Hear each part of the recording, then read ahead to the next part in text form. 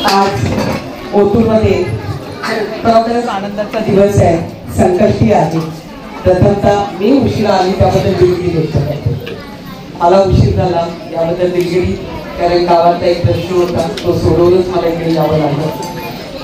कारण तलावाचे खोलीकरण आहे त्याचे अधिकारी आले होते आणि या ठिकाणी खरोखरच सारथी फाउंडेशन आणि त्यांनी घेतलेला एक वसा की आपल्याला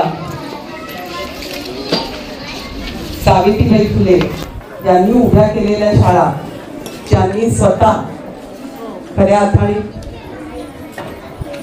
फुले साहेबांनी जी त्यांना साथ दिली आणि महिलांनी बाहेर पडावं, महिलांनी शिकावं, महिलांनी घडावं ही संकल्पना त्यांनी काढल्यानंतर सावित्रीबाईंनी अनेक गोष्टी सहन केल्या।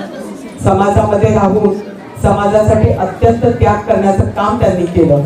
जसं करोना आल्यानंतर आपण या ठिकाणी पाहिलं की कशी परिस्थिती होती, तशी महामारी आल्यानंतर सुद्धा लोकांना पुण्यामध्ये त्यांनी पाठीवर घेऊन सुद्धा त्यांचं रक्षण केलं, त्यांचे जीव वाचवले।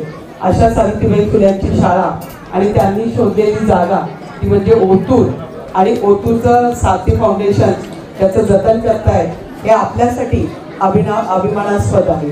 आणि या ठिकाणी या कार्यक्रमाला खास करून भुईर साहेब जे आपले व्हिडिओ आहेत, त्याचप्रमाणे या ठिकाणी या तालुक्यात काम करत असताना सगळ्यांना घेऊन चालणारा आमचे सभागृहातले सहयोगी मोहितभाऊ धमाले, तुषारभाऊ थोरात, त्याचबरोबर संतोष नाना खैरे, बाळासाहेब फुले, महादेवजी ओतूरकर, ज्येष्ठ नागरिक संघटना अध्यक्ष सुधाकरराव तांबे, रामदासजी तांबे, दत्ताभाऊ डुमरे, दिलीपभाऊ डुमरे, माजी सरपंच नंदूशेठ भोर, शितोळे सर, पांडुरंग शेठ शिंदे, त्याचप्रमाणे फाउंडेशनचे अध्यक्ष ताजदे सर, मुख्याध्यापक, आणि त्याचबरोबर या ठिकाणी तांबोळी सर उदापूरवरून आले, त्यांच्याबरोबर आलेले त्यांचे सर्व सहकारी। या ठिकाणी वास्तविक पाहता ही शाळा जतन करताना मला एका कार्यक्रमाला आपल्या शिरीष भाऊनी बोलवलं आणि इथे सगळ्या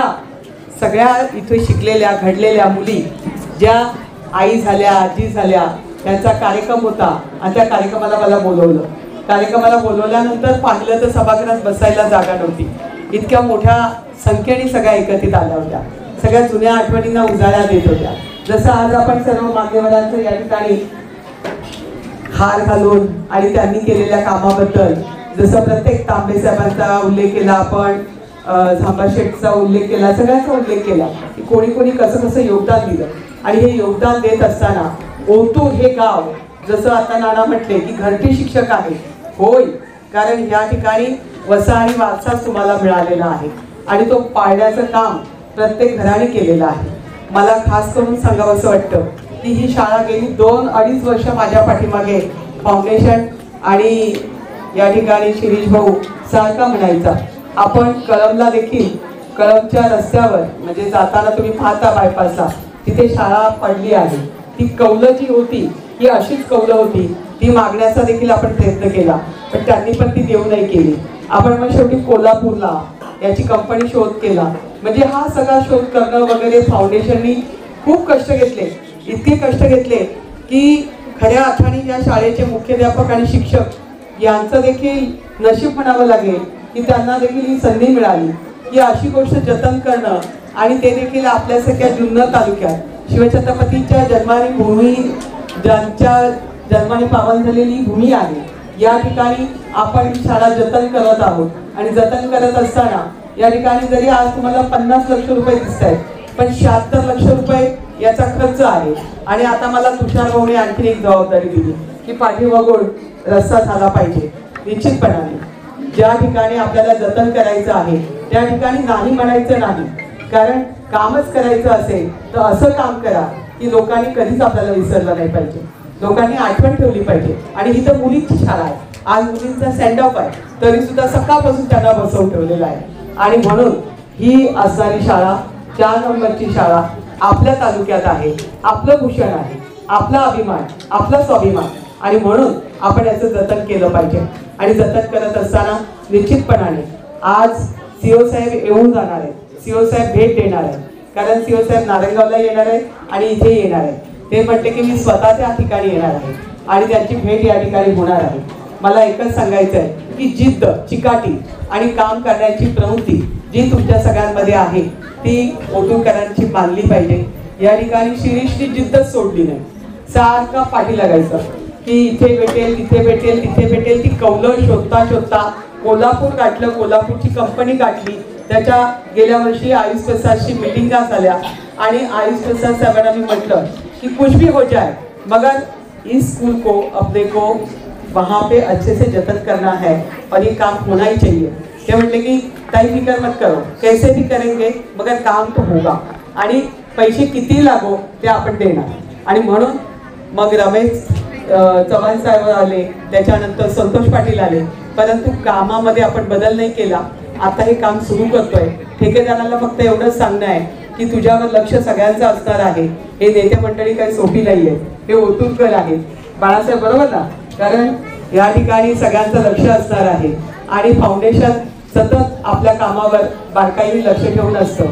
इथे शिकलेल्या मुली देखील घडल्या नाही तर त्यांनी अनेक कुटुंब घडवली आणि म्हणून या सगळ्यांसाठी असणारी ही भेट आहे. ही भेट एवढ्यावर थांबणार नाही. वाणी साहेब, जेवढे पैसे लागतील ते 76 लक्ष असो नाही ते 1 कोटी लागो, आपण ते पैसे देणारच आहोत. आणि पैसे देतोय कशासाठी देतोय? मी निमित्त आहे.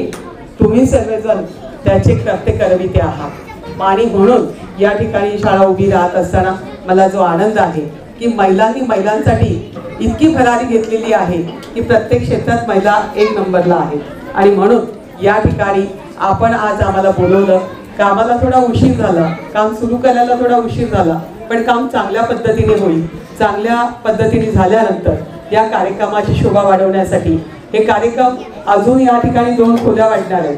अजून आपल्याला ज्या ज्या सुविधा पाहिजेत त्या आपण देणार आहे, प्रोव्हाइड करणार आहे. कारण एकदाच होतं, पुन्हा होत नाही. घर पुन्हा बांधलं जात नाही. जसं घर पुन्हा बांधलं जात नाही तशी शाळा उभारणी करत असताना त्या ठिकाणी काही कमी पडू नये याची काळजी सुद्धा आम्ही घेणार आहोत. आणि ही काळजी घेत असताना सगळे या ठिकाणचे माझे सहयोगी, सगळे प्रतिनिधी, इथे कुठलाही पक्ष नाही. इथे फक्त शिक्षण एके शिक्षण आणि खऱ्या अर्थाने विद्या देण्याचं काम आपण करत आहोत. उद्याच्या मुलींना घडवण्याचं काम करत आहोत. आणि हे काम करत असताना राजकारण न करता चांगल्या पद्धतीचं काम उभं राहावं ही माझ्यासारख्या एका कार्यकर्त्याची इच्छा आहे. आणि ती इच्छा पुरा करत असताना कुठेही मी कमी पडणार नाही हा शब्द माझा तुम्हाला राहील.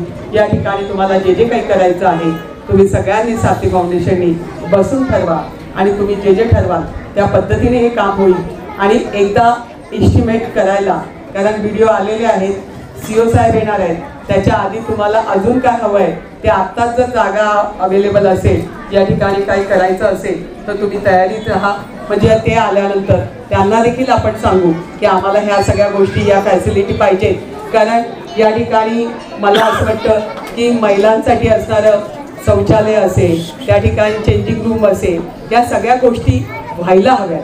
कारण हे जतनच करायचं म्हटल्यानंतर सगळं परिपूर्ण पाहिजे आणि ते परिपूर्ण करताना कमी नाही पडलं पाहिजे. एखादं विकास काम कमी झालं तरी चालेल.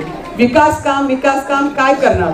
हजारो कोटी रुपये खर्च करून आपण विकास कामं करतो, पण ज्यांनी जेव्हा काहीच नव्हतं तेव्हा सावित्रीबाई फुल्यांनी जेव्हा ही शाळा उभी केली, जेव्हा त्यांना सगळ्यांनी साथ दिली, त्यावेळचे दिवस आठवा. आणि मग त्यावेळच्या दिवसांमध्ये ही किती कष्टाने उभं केलेलं आहे ते असंच जतन करा आणि याला आणखीन वाढ केली तर आपल्या कर्तृत्वाला धार मिळेल, आपल्या कार्याला धार मिळेल. आणि निश्चितपणाने उद्याची घडणारी पिढी आपल्याला आशीर्वाद दिल्याशिवाय राहणार नाही, आपल्याला त्यांच्या शुभेच्छा भेटल्याशिवाय राहणार नाही.